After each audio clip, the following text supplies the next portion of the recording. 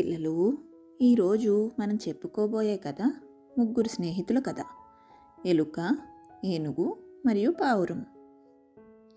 అనగనగా ఒక వనంలో ఏనుగుల సమూహం ఉండేది. ఆ అడవిలో చాలా కాలం పాటు వర్షాలు పడలేదు.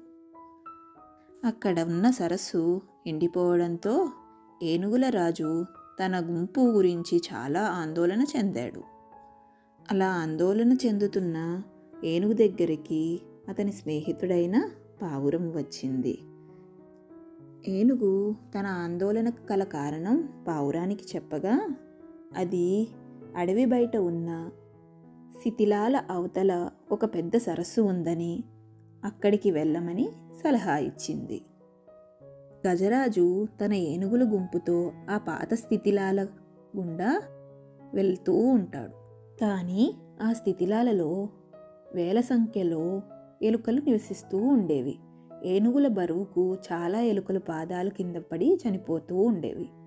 ఇది చూసిన ఎలుకల రాజు బాధపడి గజరాజు దగ్గరికి వెళ్ళి తమ కష్టాన్ని చెప్పుకున్నాడు. గజరాజు చాలా మంచివాడు. వెంటనే క్షమాపణ చెప్పి తన ఏనుగులను వేరే దారిలో వెళ్ళమని ఆజ్ఞాపించాడు.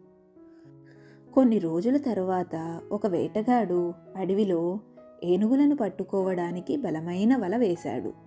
దురదృష్టవశాత్తు గజరాజు ఆ వలలో చిక్కుకుపోయాడు. గజరాజు అరుపులు విన్న పావురం గజరాజు దగ్గరికి చేరుకుంది.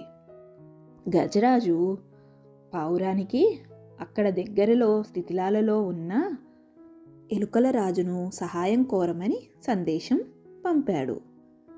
పావురం ఎలుకల రాజు దగ్గరికి వెళ్ళి జరిగిన విషయమంతా చెప్పగా, ఎలుకల రాజు తన ఎలుకల సైన్యంతో వెంటనే అక్కడికి చేరుకున్నాడు.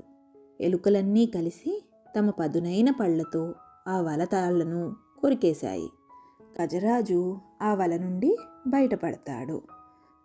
తనకు సహాయం చేసిన మూషికరాజుకు, ఎలుకలకు కృతజ్ఞతలు చెప్తాడు. పిల్లలు, ఈ కథ నుండి మనం తెలుసుకోవాల్సిన నీతేంటి? మనం ఇతరుల పట్ల దయతో ఉంటే మనకు కష్టం వచ్చినప్పుడు వారు తప్పకుండా సహాయం చేస్తారు. చిన్నవైనా పెద్దవైనా ప్రతి ప్రాణికి ఒక శక్తి ఉంటుంది. మళ్ళీ ఇంకొక కథతో కలుసుకుందాము.